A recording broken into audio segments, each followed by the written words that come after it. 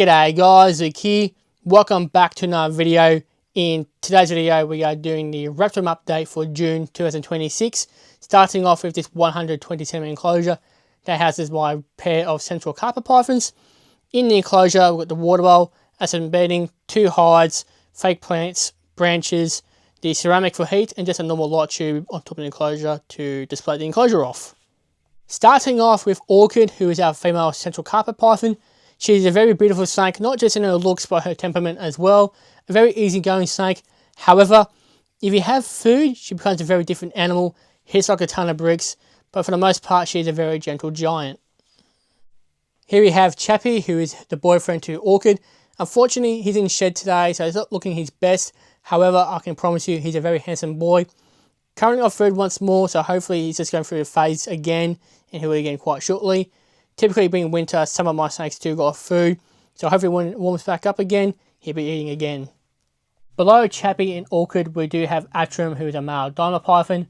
For those who've been watching my videos for the last couple of months, would have been informed that he had a lump on his head.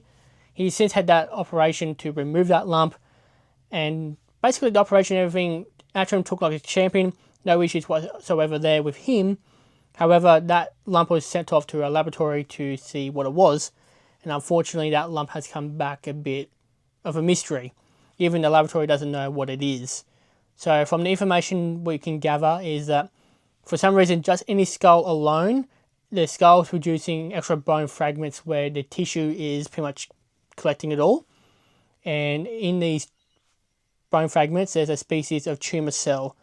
We don't know if these are going to be harmful or just benign, but we'll wait and see. If this lump does come back, then we'll have to go from there. For now, Atrum is just housed in his 120 centimeter enclosure. Pretty basic because he's got stitches in his head at the moment. So newspaper, water bowl, cupboard box. He's got his heat in UVB. Ideally, I don't want him to cut the stitches and, having a medical episode. So that's why everything is so basic at the moment. To the other side of the snake room, where we've got this 90 centimeter enclosure that houses my female blonde spider python named Graham. So in her enclosure, we've got a heat, display light, backing, multiple hides for her. We do have a branch, a rock, fake plant in there just to add a bit of decoration, water bowl, and we are trialing a new substrate as well. So I think this is called like pet hemp or hemp in general. It's pretty much like a straw substrate where it's soft, it's odorless, and I have put it in a fan amount of my enclosure just to see how it goes, to give feedback and whatnot. So what happens. One thing I like about it so far is the smell. There's no smell whatsoever. Here is Graham currently having a nap. Now, for many years, Graham used to go off food around this time of year. However, she's still eating. So I don't know why. Just one of those things, I guess. She was to bulk up a bit more. Since we lost Superstar, Graham has been a bit more, I guess, secretive. She's always behind the hides, never really in them. So I'm just hoping she's okay, but she's still eating, which is a good sign. So, yeah, that's Graham for you. Just next door to Graham on the same shelf, we do have a breeding pair of children pythons. Their names are Aaron and Emma. So the one sticking their head out right now looking at the camera, that is Emma. He's a male, very cheeky. He likes to be defensive of his girlfriend, and sometimes his enclosure, when they're going to feed him, he will hit like a ton of bricks and he'll ask questions later. Aaron, she's right at the back there. Even though these two look quite identical, trust me, there is 2 snakes here. Now with Aaron, she's a very sweet snake. When I go to feed her, she's very gentle at times. And overall, just a very lovely snake. While Emma here, he's just a menace to society. Aaron and Emma are housed in a 1 meter enclosure. So in the enclosure, I've got this new substrate. Got a water bowl, fake plants, hides, branches, the fake rock stack that these two are currently just sitting under. Got the backing, heat, and a light strip, which is shared with, 5 other snakes in this room. Those 2 enclosures we just looked at then are sitting on top of this enclosure right here. This is a 180 centimeter enclosure that houses my black-headed python. In the enclosure, we do have the substrate, 2 very large hides, a water bowl, fake plant, a branch in there, display light as well as a heat source, and there's the black-headed python sitting there, and her name is Chris. Chris is doing exceptionally well, smashing food as always. When there's no food around, she's a very gentle giant, like a teddy bear basically. She's about 7-8 feet in length, so there's a lot of her to cuddle.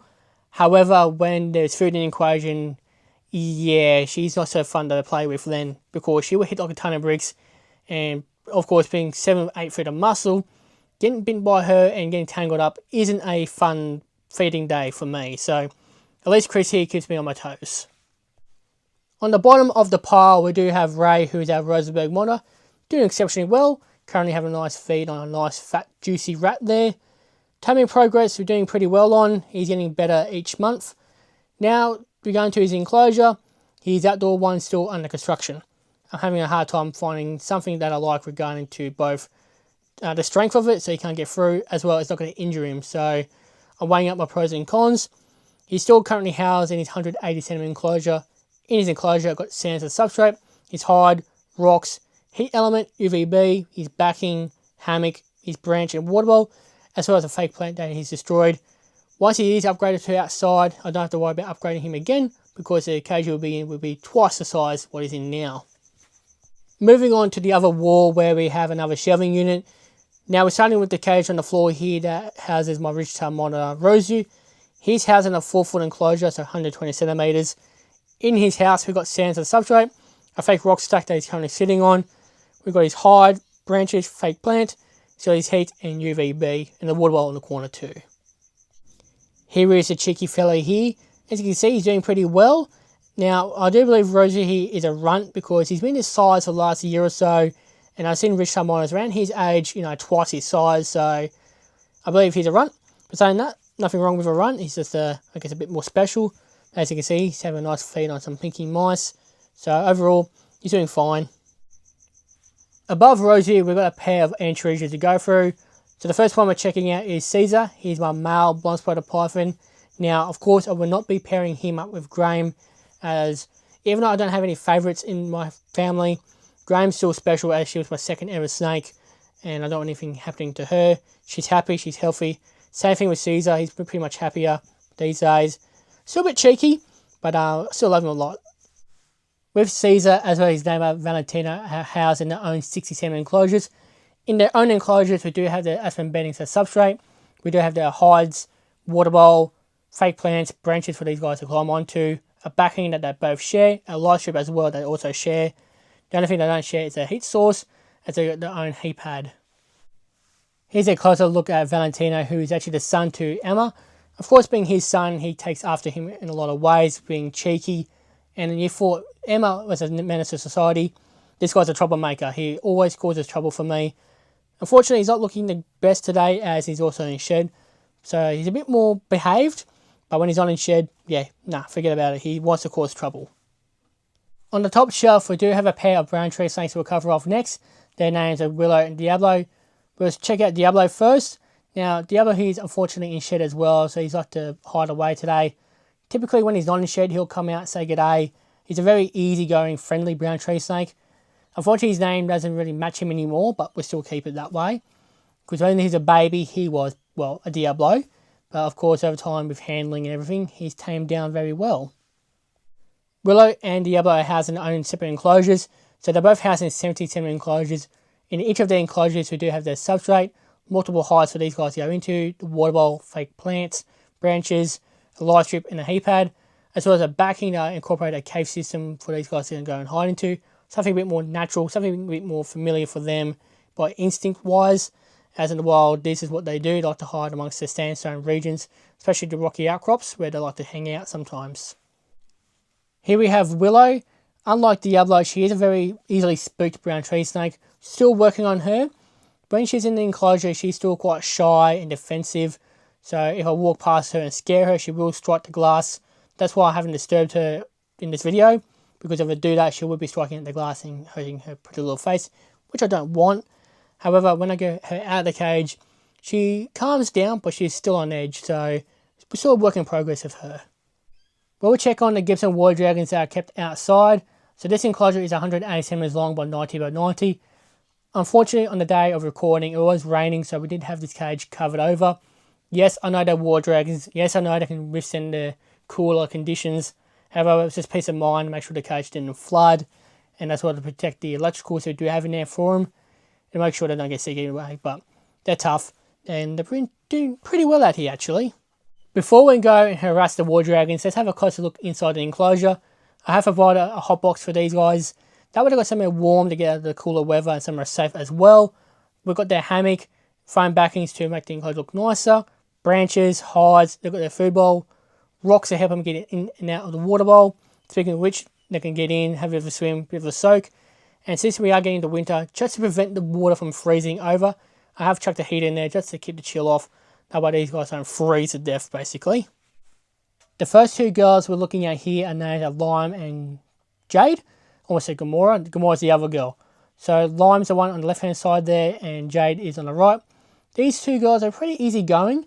Unless you accidentally scare them, they will run and hide. But for the most part, when I approach an enclosure, just to make sure they're okay, they often like to stake out where they're sitting, just keep a close eye on me.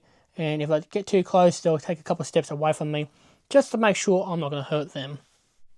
Now we've got Gamora. Now Gamora here is a not very friendly little girl. She doesn't like me whatsoever. She tends to kind of stay on the opposite side of the enclosure that I'm sitting at. If I pick her up, she will try and bite me. Or if you get too close to the cage, she'll be pretty much the first one to run and hide. But today, she's preferring to keep a safe distance and keep an eye on me. Another girl that we see as well, her name is Shigo. She is a bit more secretive, this girl. Often comes out in the morning, get the morning sun, then retreats into the log hide that we provided them and sleeps for most of the day. If I pick her up, she will bite me. But if I leave her be, she'll just sit there as well. So she's kind of in between a Gamora and Lime and Jade. A better look of the hot box here, we've provided a heat element, like I said before, just to keep the chill off. And a daily long-necked spider's decided to make home here. But you know what? He can stay there. He can get rid of the mosquitoes for these guys. It's working quite well. I think the war dragons are quite happy with this new, adjustment we made. With all these girls, we have to have a boy. Now, this guy's name is Bruce. He's our big dominant male. Funny thing about him, he and Gamora are the first two to run and hide every single time I come to this cage. And he doesn't like me whatsoever. So when I opened the door here, he started kicking up a cloud of dust. And I can guarantee you, if I want to try and pick him up, he will absolutely bite me. And I do not want that because getting bit by a war dragon is not fun. But as you can see, he's doing just fine. Heading back inside to the lizard room, and we'll be starting off with my two spine-tailed geckos. Their names are Charcoal and Luna. They are housed in their little acrylic tubs. In their enclosures, we do have sand and substrate, water bowl, hides, a fake plant for Luna, a couple of branches for these guys to climb on. And they're kind of on the shelf where it's just dark, so it's just easy to pull them out. Where they've also got a heat pad to keep them nice and warm. With Charcoal here, he's a very shy, secretive male. Don't see him all too much. When I do get him out, he is a runner, so I have to be careful when I do handle him. Apart from that, he's doing pretty good. Here we have Luna. You could say, this is Charcoal's girlfriend, neighbour, whatever to call her. She is much easier to handle compared to Charcoal. Very easygoing gecko. Loves her food. She will smash, a dozen crickets every couple of days if she's really in the mood. But overall, pretty cool little geckos to have and doing pretty well. Heading over to my She-Oak skin shelf, where we've got 9 She-Oaks about to cover off. We'll start off with our trio first, as they're easier to deal with. Now, their names are Ghost, Gum, and Jara. These two we're looking at here now, their names are Ghost and Gum. Ghost is the one closest to us. He isn't really a friendly She-Oak. If I put my fingers near him, he will try to bite me out of spite. So, he's really not one to play with. Gum, who's the one behind him, a very sweet little She-Oak. Shy at that, but I prefer to deal with Gum over Ghost. Then we have Jara, who's just in front of the hide they were in. Jara's probably the most shy She-Oak skink we have in the family, as I don't see him all too much. But when I go and check on him every day, he's doing fine. He's just a secretive little bugger. But yeah, the trio are currently housed in a 50cm enclosure. In the enclosure, we've got coconut fibre as a substrate, mixed with some sphagnum moss. They've got a food bowl, water bowl, multiple hides. They've got their UVB, and they share a heat cord with everybody else. Before we get into the 6 other She-Oak skinks we have on this shelf, let's talk a little bit more of the enclosures. So they're all housed in their own little 30 by 30 centimeter enclosures. In the enclosures, pretty much like the others, they've got their coconut fibre, they've got their sphagnum moss, hide, a bit of bark from to go under, their food bowl and water bowl, and a heat cord that they share with each other, as well as a LED light bar. The first She-Oak we got cover off, her name is Callisto, a very sweet little She-Oak. Unfortunately lost a part of her tail when she was younger, but she's a very beautiful She-Oak, very friendly. She'll come out, accept little head scratches, and overall easy going. Regarding to Callisto, by the way, she's housed next to the trio of share eggs, and as well as this one here. This one's name is Pearl. Pearl is a very adventurous little share egg skink, will often come out and investigate what I'm doing. And today she's decided to play around in the sphagnum moss, which I'm grateful for, as I found out these guys like to borrow. So I gave them a fair amount of sphagnum moss and coconut fibre to play around in. As you saw in the pan shot, we do have the next 4 enclosures on the kind of front row of that shelf. So this guy here is Will. He's another adventurous share skink where if I let him out, he'll kind of check out things and just explore a bit. However, when he's really motivated, he will slither away to God knows where. So I've got to be careful when I get him out. Next to Will, we do have Jack. Now Jack here was another share that unfortunately lost a little bit of his tail when he was a baby, but has since grown back like Callispo's. And I think since then, Jack has developed a bit more of a interesting attitude where he'll investigate me. And then sometimes just out of spite, he'll bite me in a very similar way as Ghost. So I think he's the next ghost in the family. Moving on to Davey. Now Davey here is a very, laid back share skink. Oftentimes he'll just have his head poking out the hide, just watching the world go by. When I get him out, he goes, yeah, whatever, and just chills out with me. So it's quite interesting how each of these little share eggs have their own little personalities. Then we have Little Barbosa. Well, he isn't really little anymore. He used to be the smallest out of the litter we had. Now he's grown to about one of the bigger ones now. Very much like Jara, where he's very secretive, likes to hide. And when I go and check on him, well, he's kind of hard to find sometimes, but he's doing very well. From one skink to another, we do have a Cunningham skink named Meatlug. Well, we've got 2. The other name is Toothless, who we'll get to in a moment. Meatlug here is a very friendly Cunningham skink. If I pick him up, he will try to bite me without any second thought. And believe me when I say this, I'd rather get bitten by a lace monitor or a parenti than get bitten by a Cunningham. I know it sounds crazy, but I've been through both experiences, and trust me, he hurt a lot more than getting bitten by a parenti, for example. So Meatlug and Toothless are housed in their own separate 60-10 enclosures. In the enclosures, we do have that new substrate we are trialling out. We've got their hides, food bowl, water bowl, a fake rucksack that each Cunningham skink love, backing. They both share a heat pad, and they got their own little LED UV light bars on top of the enclosures. Here we have Toothless. Now, to be fair, we're going to Meatlug and Toothless. We've raised Toothless since he was a baby. Meatlug already got as an adult, basically, so there isn't as much of a bond between Meatlug and I compared to Toothless from a young age. Because saying that, with Toothless here, even though he's more friendlier, I can hold him, and he's not much of a stress head compared to Meatlug. He has bitten me on a couple of occasions, just little light nips to let me know, hey, I'm not interested in being held, or I want to go back home. Moving across to our black-headed monitor named Dusty. Now, typically this species is quite a shy species. We are working with Dusty. This is the first time I've actually got him to take food off tongs on camera. It's done it a couple of times in the past off camera, but I'm glad to see him finally take food with a camera present. So hopefully we'll build a bit more trust here. Now, I probably won't hold him like Rosie and Ray, but I want him to get more comfortable with me, knowing I'm not going to hurt him and he'll live a life without fear. Dusty is housed in a 147 enclosure. In this enclosure, I've got sand as the substrate.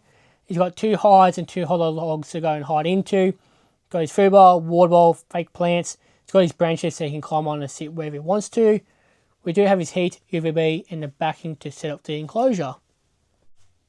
Below Dusty, we do have another 147 enclosure that houses the diva of the Reptile room.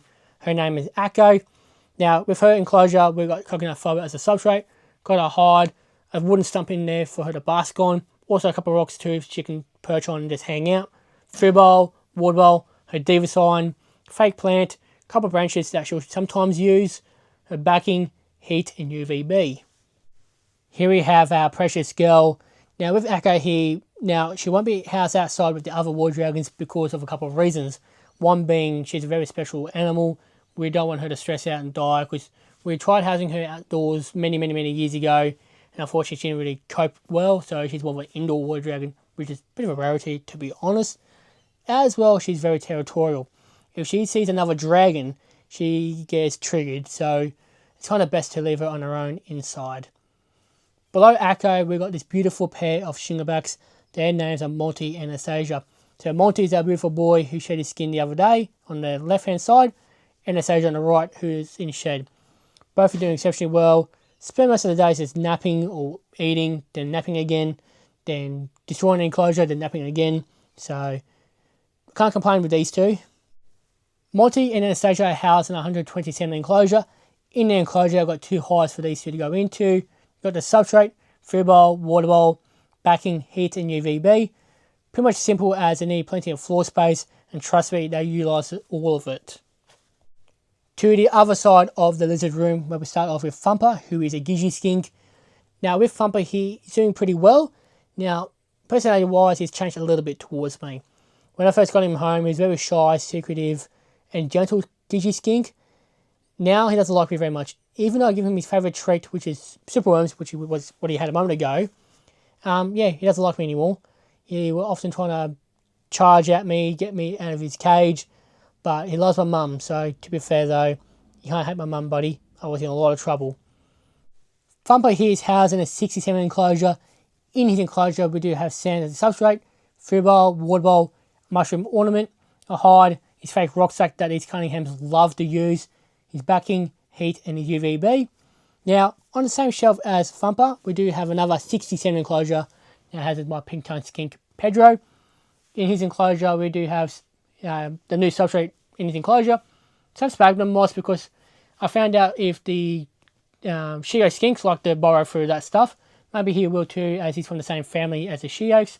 So his hides, food bowl, water bowl, fake plants, heat, and a display light, as well as a backing that I've incorporated a hide into, so he's got somewhere else to hide on a higher level. Here we have Pedro. Now Pedro is another secretive little skink, more of a nocturnal species, so he comes out during the night time.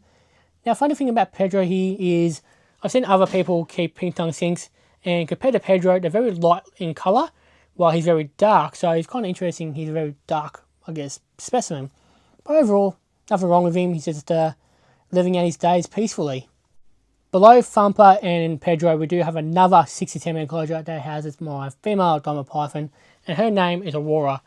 Now, I am hoping Atrum does recover and lives a long, happy life, because I do love to breed diamond pythons one day, as that is a goal. Unfortunately, if it happens, it happens. If not, oh well, it is what it is. However, Aurora here is doing exceptionally well. Unfortunately, she's growing far too quick. She's only 2 years old. She's almost outgrown this enclosure as well. So I have to look at upgrading her soon anyway. Currently in her enclosure, we do have a substrate, water bowl, branches for her to climb onto, her backing, her hide, where there's a heat pad underneath the enclosure, as well as her UVB, as diamond pythons do require UVB. These two enclosures are pretty much set up identically, so we thought we'd do both at the same time. These two enclosures are 120 centimeters. In each enclosure, we do have our Eastern blue tongue skink in each one. Their names are Bo and Billy.